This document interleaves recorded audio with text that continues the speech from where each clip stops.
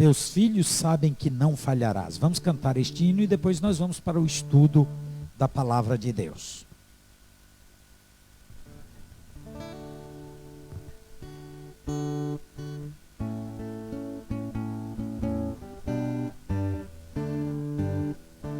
Tu és fiel, Senhor, ó Pai celeste.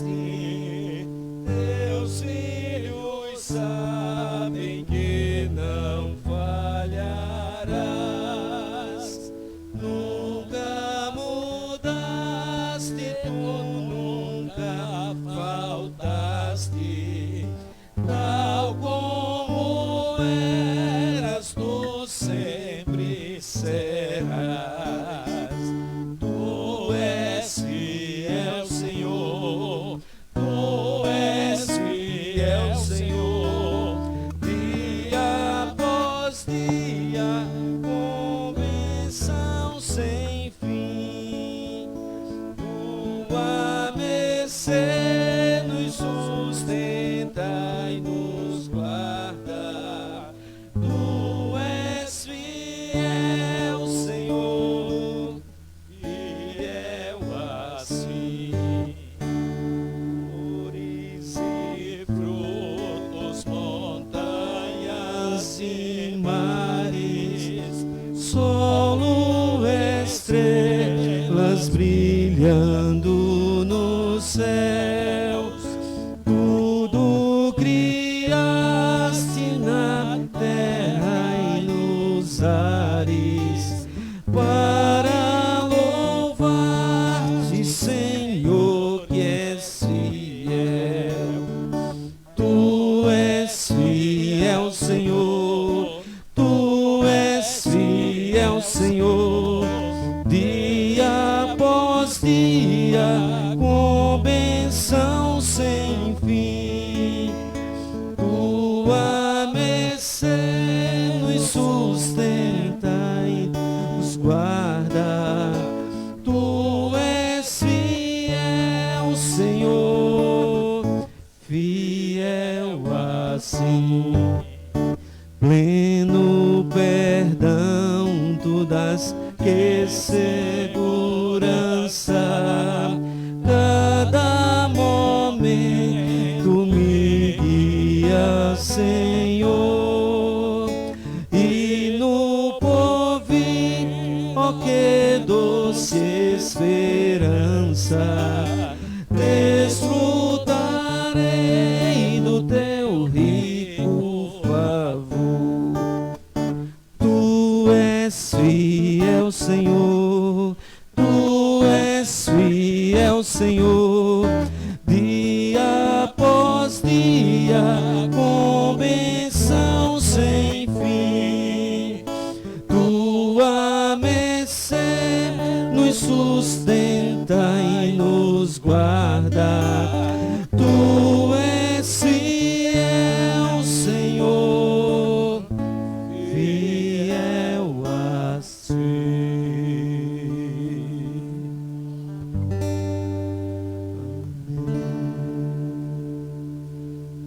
Amém. Meus irmãos, nós vamos abrir a Bíblia no livro do profeta Joel. Joel é o livro que nós estamos começando a estudar. Fizemos uma introdução, todo um panorama sobre o livro e sobre o profeta. O pouco que nós sabemos sobre o profeta, o que é revelado no próprio livro. Joel, que era filho de Petuel, embora no Velho Testamento vários homens são chamados de Joel, mas este é identificado pelo nome do seu pai. E o livro pequeno, de 3 capítulos, vai trazer a palavra do Senhor através deste servo de Deus. Na semana anterior, nós estudamos os 12 primeiros versículos do capítulo 1. Do versículo 1 ao versículo 12 foi o que nós vimos na ocasião. O profeta é chamado por Deus para levar ao povo de Judá. Portanto, lembrem que já era a época em que os reinos tinham se dividido. Tinha o reino do norte, chamado de Israel, 10 tribos e meia. E o reino do sul, Judá, que eram uma tribo e meia, a tribo de Judá e meia tribo de Benjamim, e é exatamente para o reino do sul, Judá, a terra dos judeus, como mais tarde foram chamados, que Joel é chamado a profetizar. Na primeira parte, o Senhor diz a Joel que chamasse a atenção do povo, começasse pelos idosos, pelos mais velhos, e fizesse algumas interrogações a eles, do tipo, vocês não viram que é no tempo de vocês e dos filhos de vocês que estas pragas estão acontecendo? E cita, por exemplo, uma praga terrível de gafanhotos que estava dizimando toda a plantação deles.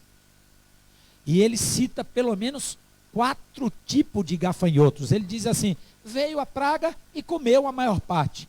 E o que sobrou, continuou vindo outro tipo de gafanhoto e comeu mais. E o que sobrou, veio um terceiro tipo e comeu. E o restinho que ficou, veio um 4º tipo de gafanhoto para dizimar. Era a ideia de, isso não é normal. Chamar a atenção do povo dizendo assim: vocês estão achando que é uma coisa comum que está acontecendo? Prestem atenção, os velhos e as novas gerações. É o Senhor chamando a atenção para a iniquidade de vocês, para o pecado de vocês. E hoje nós vamos ler agora e estudar o restante do capítulo 1, do versículo 13 ao versículo 20, é o texto que nós vamos ler nesse instante. Então, eu quero ler com a participação dos irmãos. Cada irmão que desejar pode ler em voz alta um dos versículos do 13 ao 20. Eu começo no versículo 13, que diz assim: cingi-vos de pano de saco e lamentai, sacerdotes. Uivai, ministros do altar. Vinde, ministros do meu Deus. Passai a noite vestidos de pano de saco, porque da casa de vosso Deus foi cortada a oferta de manjares e a libação.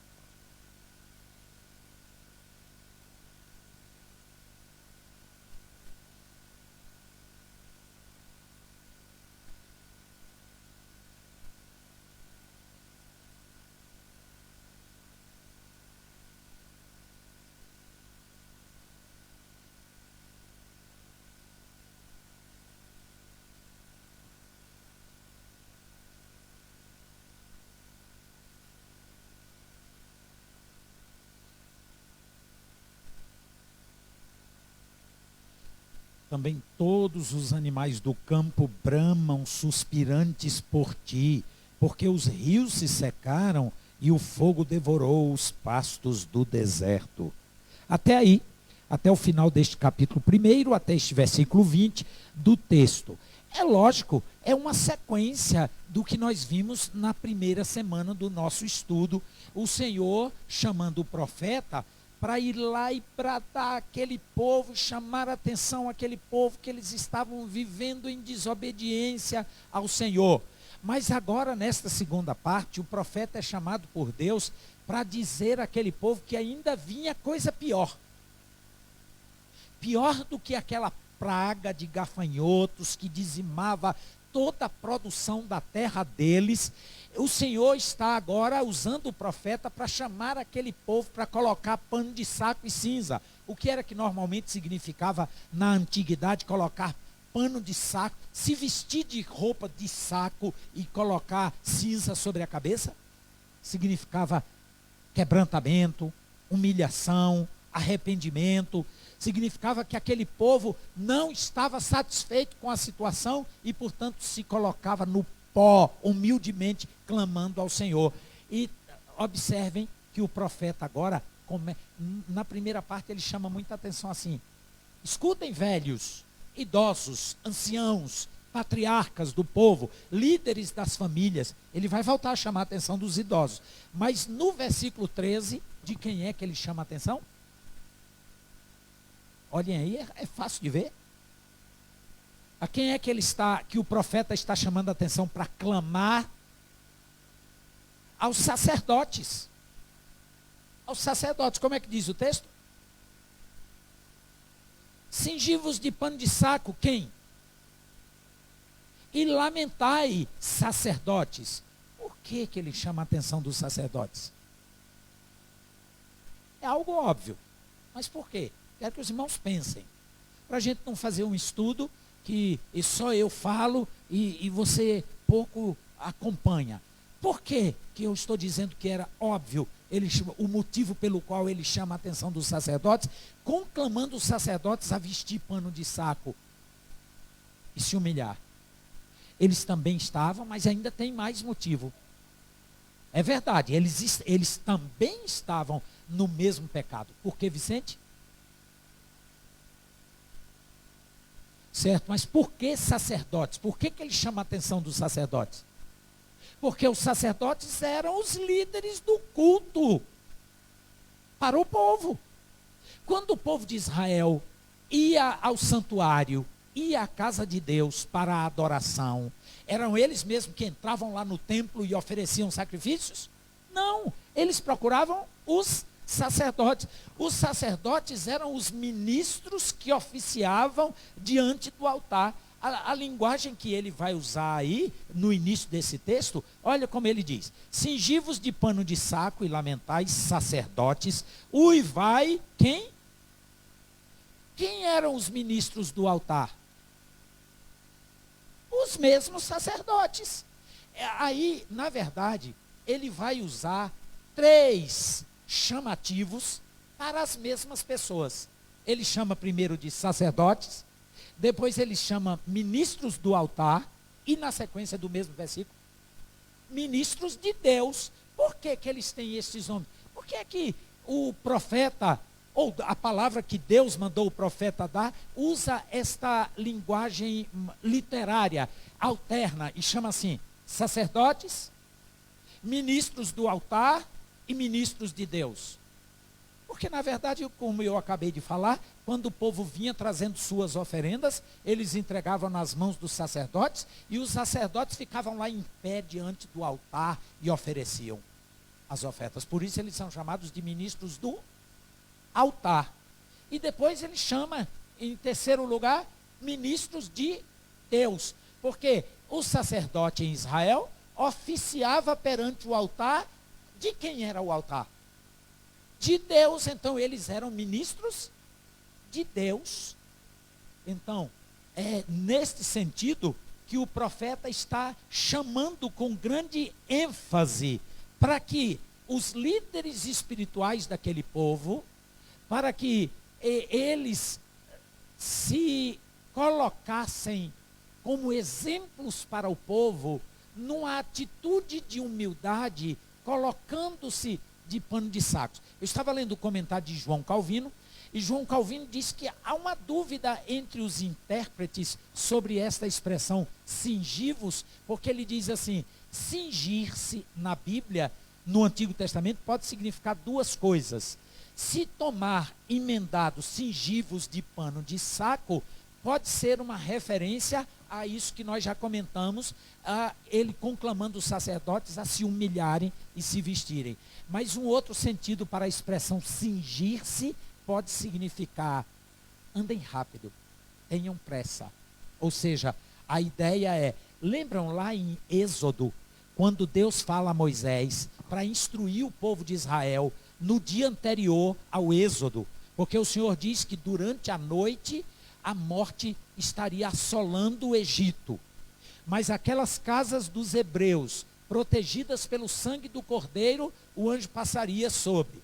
E o que é que as famílias fariam durante a noite? Ele dá uma ordenança, era para celebrar a Páscoa, era para comer o Cordeiro, mas ele diz assim, que era para passar a noite cingidos, vestidos, porque na madrugada ao romper da aurora, eles iriam fugir do Egito e precisavam já estar vestidos.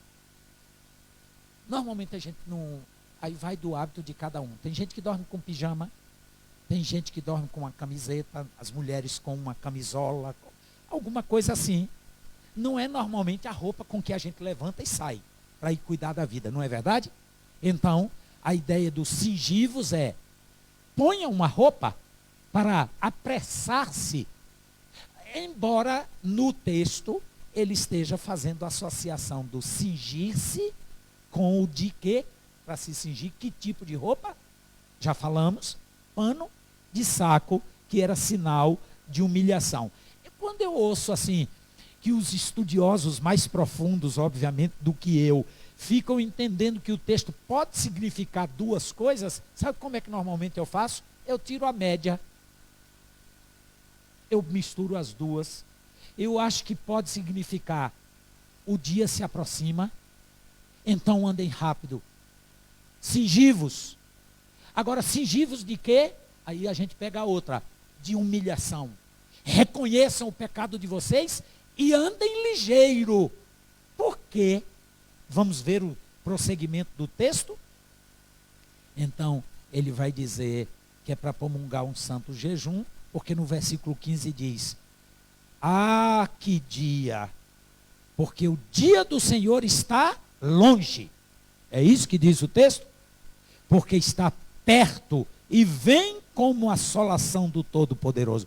É na linha desse pensamento do versículo 15 que o versículo 13 convida para que os líderes espirituais do povo, que os sacerdotes, dessem o exemplo e conclamassem o povo para se humilhar diante de Deus. Veja quais são as recomendações dele. No versículo 13, já insistimos aí, ele diz: cingivos de pano de saco e lamentai.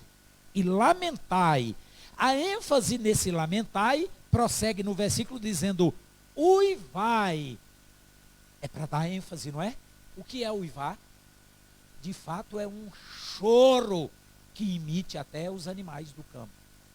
Um uivo de lamento. Lamento pelo quê? Pela situação caótica em que o povo estava vivendo, sofrendo aquelas pragas e não abrindo os olhos para reconhecer o estilo de vida pecaminoso que estava vivendo contra o Senhor. Então, a palavra do profeta aqui agrava a primeira parte do capítulo, fortalece ainda mais a chamada de atenção daquele povo. O versículo 13 não terminou. Depois que ele fala dos vestidos de pano de saco, e ele diz por quê? Porque da casa do vosso Deus foi cortada a oferta de manjares e a libação. Presta bem atenção. Calvino diz que Deus ordenou ao povo de Israel, desde o princípio da formação daquele povo, que aquele povo devia comparecer diante dele com ofertas de gratidão. Deus instruiu, através de Moisés, ao povo, desde o Êxodo, que aquele povo devia sempre comparecer. Quando Moisés ergueu o tabernáculo, e depois quando Salomão ergueu o templo em Jerusalém, era a casa de Deus, era o lugar de alegria, era o lugar de júbilo, era o lugar de gratidão, era o lugar onde o povo ia com as suas oferendas diante de Deus. Mas agora a escassez por castigo era tão grande que o que é que o final do versículo diz? Que cessou esses encontros de júbilo. A casa do vosso Deus, da casa do vosso Deus foi cortada a oferta de manjares e a libação. Os frutos, a oferta de manjares e libação era dos frutos da terra. Não era de animais, era dos frutos da terra. E eles não estavam tendo nem para levar à casa de Deus. Ou seja, era para o povo de Israel um dos maiores motivos de alegria, era ir à casa do Senhor para as festividades. Cessou o sacrifício, cortaram. Tal era a situação caótica em que vivia o povo. Eles não tinham motivo de alegria, portanto cessou as ofertas de gratidão na casa do Senhor. Agora olha o versículo 14. Ele continua na mesma tônica e diz assim: promulgai um santo jejum, convocai uma assembleia solene, congregai os anciãos, todos os moradores da terra, para a casa do Senhor vosso Deus, e clamai ao Senhor. Olha o que é que ele diz. Proclamem um santo jejum. Era como que o profeta estava dizendo assim: não basta no meio do povo um ou outro dos servos do Senhor que está se abstendo de alimentar-se, fazendo um jejum e orando a Deus. Não, era para fazer uma assembleia solene. Sabe o que é que isso significava em Israel? Uma convocação para todo o povo se reunir. Por isso ele chama a atenção dos sacerdotes. Depois ele diz: chamai os anciãos, os velhos. Mas em seguida ele diz assim: e todo o povo. Então não era só para a liderança, era para todo o povo. Mas tinha que começar pelos sacerdotes, pelos patriarcas, os anciãos, e depois todo o povo. Era ajuntamento solene. Promulgai um jejum. Era um jejum coletivo. É interessante que essa é uma prática pouquíssimo usada pela Igreja Presbiteriana do Brasil, mas prevista num dos nossos documentos fortes da igreja. No Princípios de Liturgia da Igreja Presbiteriana, tem um capítulo que fala sobre o jejum, pequeno, e diz que a igreja pode proclamar momentos de jejum coletivo, em épocas de calamidade, em época como estava acontecendo em Israel. A igreja, o Supremo Concílio, pode deflagrar em todo o território nacional que as igrejas se unam em jejum e oração por uma determinada causa. A gente não costuma muito praticar isso, não. Mas eu já vivenciei ocasiões no meu ministério em que nós tínhamos algumas causas tão flagrantes diante de nós, que nós conclamamos a igreja e fizemos por diversas vezes momentos muito gostosos de oração diante do Senhor e dias inteiros de jejum para quem, obviamente, conseguia e podia. Existem razões, às vezes, clínicas que uma pessoa não é recomendada a fazer jejum por questão de saúde, mas aqueles que é possível. E é interessante que eu não tenho vergonha de dizer que eu nunca fui ensinado a fazer jejum em toda a minha vida na igreja. E só quando já estava no início do ministério, nesta ocasião que eu acabei de me referir, foi que eu aprendi que em alguns momentos é bastante salutar que servos do Senhor se ponham em jejum para se consagrar especificamente para uma causa momentânea. E nós fizemos convites para a igreja e foi uma coisa maravilhosa. A igreja atendeu de maneira que nós fizemos uma sugestão assim: faça um jejum do sábado à noite, parecido àquele que o médico, quando lhe passa uns exames laboratoriais, ou uma endoscopia, ou algo parecido, diz assim: você tem que estar em jejum, então você só pode comer no dia anterior até 7 horas da noite, e você fica em jejum completo até o outro dia. Então, é razoavelmente fácil, porque a gente vai passar uma parte da noite dormindo. Então, que tal quem nunca experimentou o jejum, experimentar assim? Você janta e diz: agora eu vou jejuar até amanhã. Não é até amanhã a hora do café, porque isso aí você já faz normalmente, né? Eu, pelo menos, não lancho antes de dormir. Não tenho muito hábito. Então, vamos jejuar até a hora do almoço. Aí a gente ia para a escola dominical, tinha uns momentos de oração, e depois aqueles que já estavam com fome iam almoçar. E aí alguns começaram a experimentar, inclusive eu, começar no sábado à noite e só quebrar esse jejum no domingo à noite. Eu pensava que eu ia morrer se eu ficasse 24 horas sem comer. E depois eu descobri que não morre não, que eu não ia morrer de jeito nenhum. E depois já cheguei a fazer 36 horas de jejum completo. Não muitas vezes, mas cheguei a fazer. E nem estou estimulando, dizendo que é a quantidade de horas que faz efeito. Tem nada a ver com isso. Noutra ocasião a gente fala sobre isso.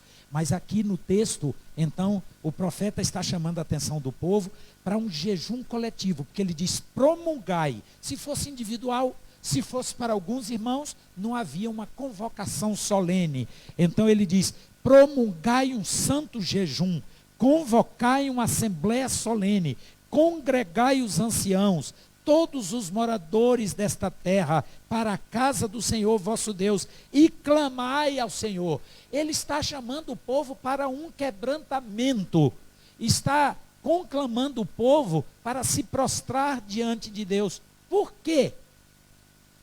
Versículo 15, que a gente já antecipou, mas ele vai dizer: ah, que dia! Porque o dia do Senhor está perto e vem como assolação do Todo-Poderoso.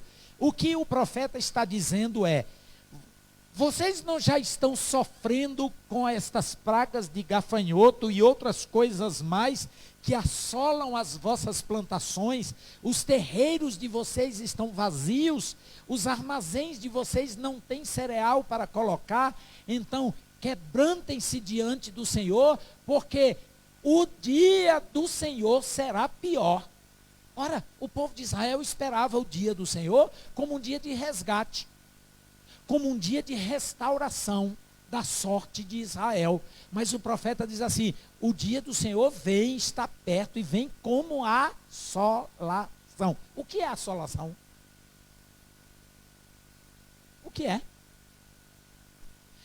Algo que vem assolando mesmo.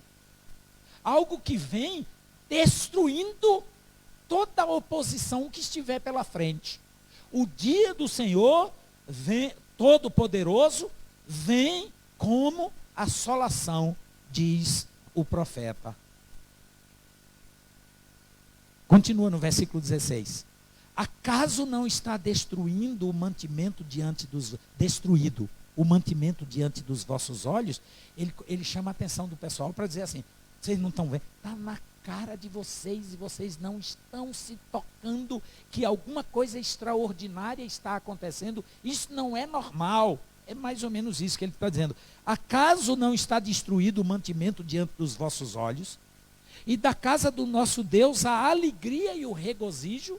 Esse versículo 16 volta àquele versículo 13 que nós mencionamos, que cessou da casa de Deus, 13, 14, cessou aquele motivo de alegria que o povo ia lá para oferecer sacrifícios de gratidão ao Senhor. Aí ele diz: cessou o mantimento diante dos vossos olhos, e da casa do nosso Deus, o que foi que cessou?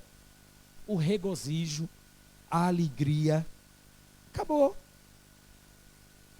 O povo não tem motivo para se alegrar, e portanto o povo não estava indo nem à casa de Deus. Olha o 17. A semente mirrou debaixo dos seus torrões. Que é isso? Que a semente mirrou debaixo dos torrões. Uma linguagem bem comum do plantador da roça, do agricultor. Plantou, mas a terra secou e a semente mirrou debaixo do torrão, da terra seca. Não nasceu. Não nasceu. Já viram isso acontecer? Eu não sou agricultor, nunca fui, mas meu pai já foi. E eu vi isso acontecer mais de uma vez. Plantou, e aí deu, não. Deu a chuvinha, o nordestino se anima, corre e lança a semente na terra. Mas inúmeras vezes em anos de seca, na hora que a pessoa acabou de plantar, porque a terra estava molhadinha, olha o sol em cima, e aí seca até o final. O que é que acontece? Brota um olhinho de feijão ou de milho ali, o outro acolá, um aqui, outro acolá. A semente secou debaixo da terra. Não deu produção, nem nasceu, nem germinou. É isso que ele está dizendo que aconteceu. A semente mirrou debaixo dos seus torrões. Os celeiros foram assolados, os armazéns derribados, porque se perdeu o cereal. Ou seja, era uma escassez terrível, e ele usa essas linguagens para enfatizar, para chamar a atenção daquele povo rebelde para o que estava acontecendo diante deles. Olha o versículo 18. Como geme o gado, as manadas de bois estão sobremodo inquietas, porque não tem pasto. Também os rebanhos de ovelhas estão perecendo. E ele usa aqui a linguagem que os animais estão gemendo. Já viu o animal gemendo? Parece que gemido é uma coisa mais humana, não é?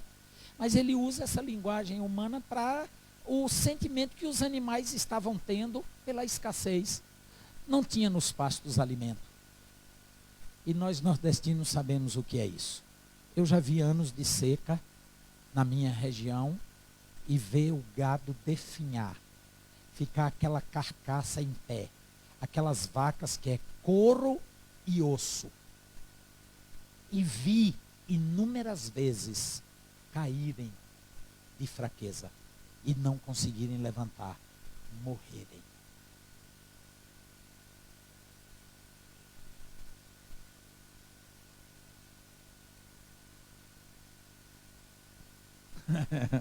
Só pele e osso, não é?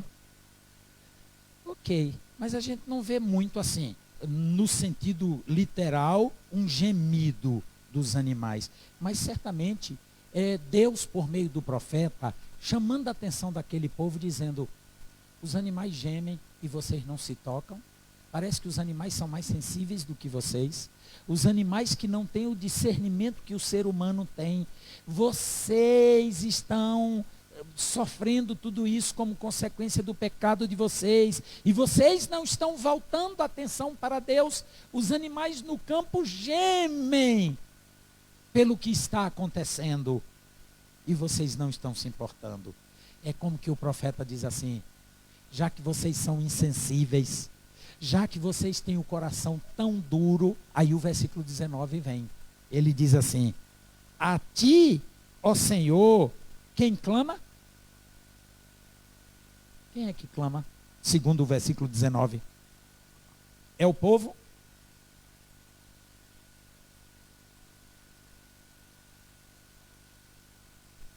É simples, irmãos. É só uma questão de língua portuguesa. Se ele diz assim: a ti, ó Senhor, clamo. Quem é a pessoa que clama? Eu, quem está falando, o profeta.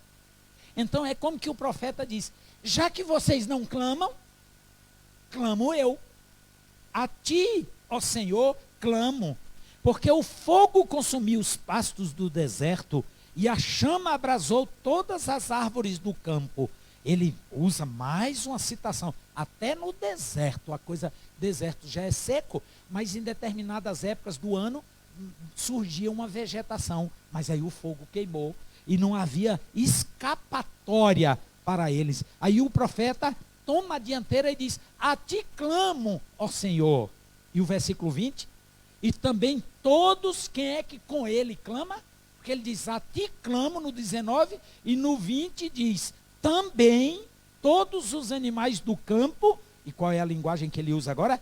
Bramam, suspirantes por ti, porque os rios se secaram e o fogo devorou os pastos do deserto.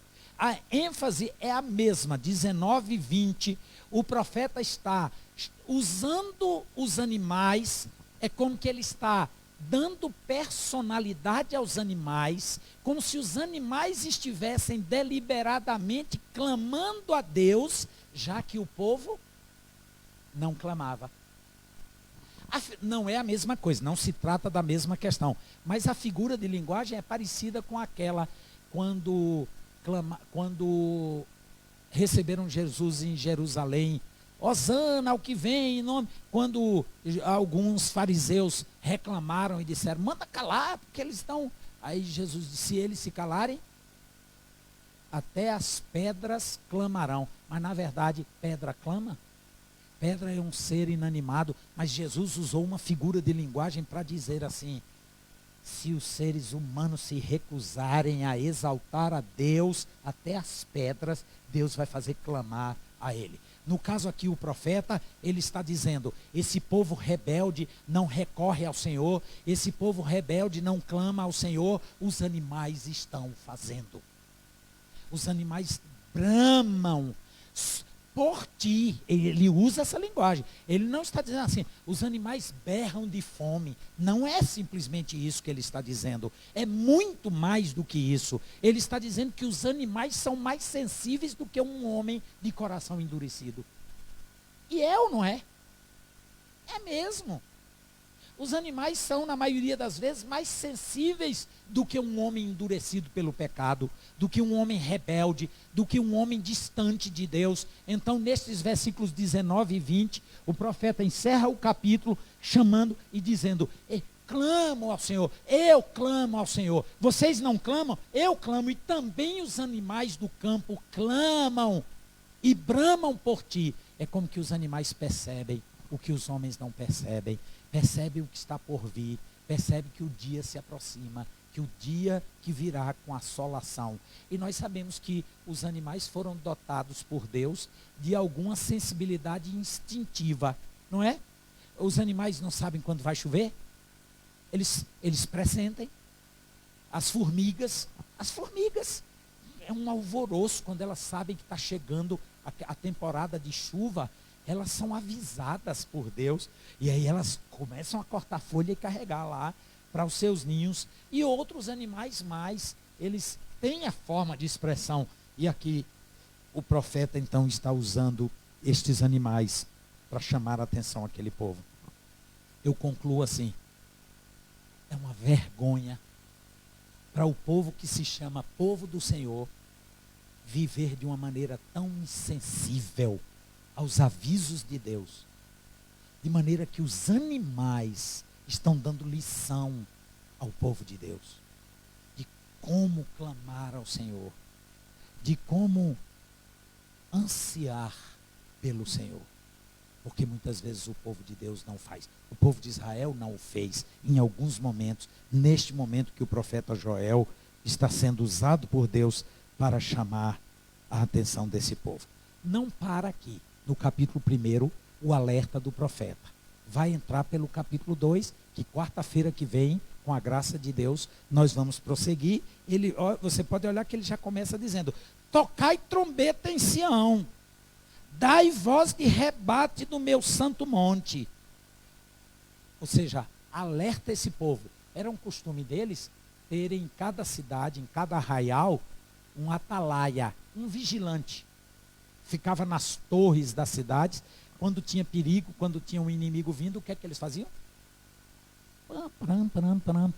Não sei como era o toque, mas eles tocavam uma corneta para dizer ao povo: olha aí, está chegando o perigo. Pronto, é isso que o profeta vai dizer. Abram os olhos, prestem atenção aos avisos que Deus está dando.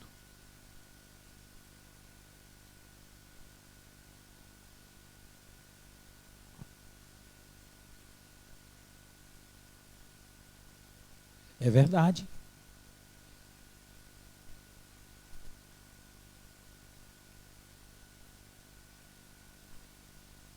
Mas é os tempos do fim mesmo, como a palavra diz, que nos últimos tempos os homens serão mais amantes de si mesmos, serão egoístas, gananciosos, correndo atrás dos prazeres, são mais amigos dos prazeres do que de Deus.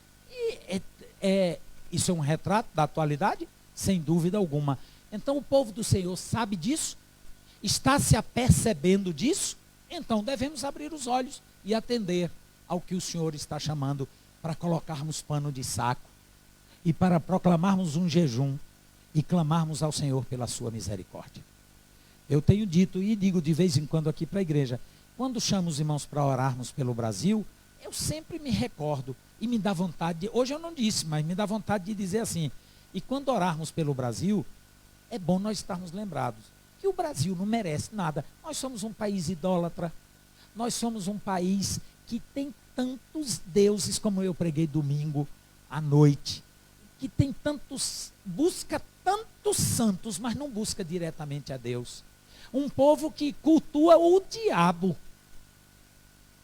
mas não a Deus. Então, quando a gente orar pelo Brasil, não adianta a gente orar como se fosse assim: Senhor, esse país tão bom e tão religioso. Aí dá vontade de dizer o que Paulo disse em Atenas: brasileiros, em tudo eu vos vejo acentuadamente religiosos. É que passeando pelas vossas cidades, eu vi inúmeros altares aos mais diversos santos, mas não vi nenhum altar a mim, porque vocês não me conhecem. Sou um Deus desconhecido para vocês. É mais ou menos por aí. Então devemos, de fato, nos cingir de pano de saco e clamar ao Senhor. Amém?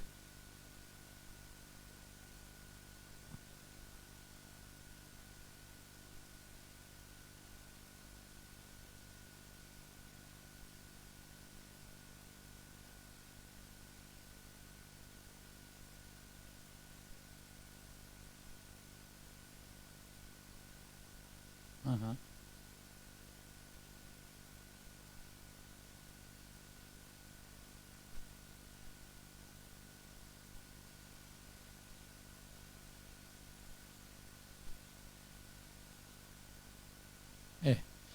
É clamar ao Senhor realmente, porque o maligno está aí destruindo vidas. Vamos cantar, irmãos, hino 109 do nosso Cenário Novo Cântico. O bom pastor, quero o Salvador comigo, ao seu lado sempre andar. Quero tê-lo muito perto, no seu braço descansar. 109.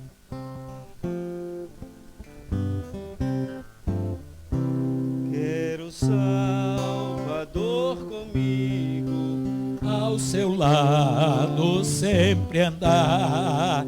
Quero tê-lo muito perto, no seu braço descansar, confiando no Senhor. protegido em seu amor, seguirei teu caminho sempre.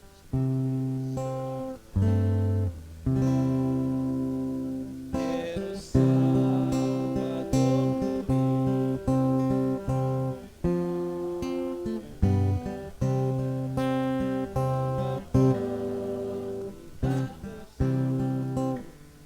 quando me vacila o pé, confiando no Senhor, protegido em seu amor, seguirei teu caminho sem temor. Quero Salvador comigo,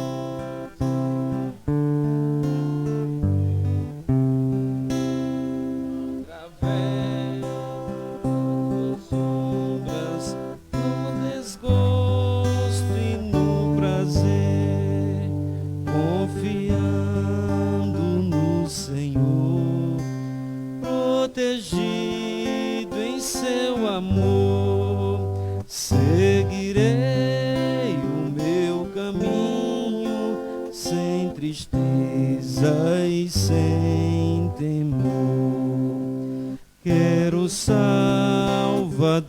comigo, sábio guia e bom pastor, nessa vida e além da morte, longe de perigo e dor, confiando no Senhor, protegido em seu amor, seguirei o meu caminho sem tristeza e sem temor.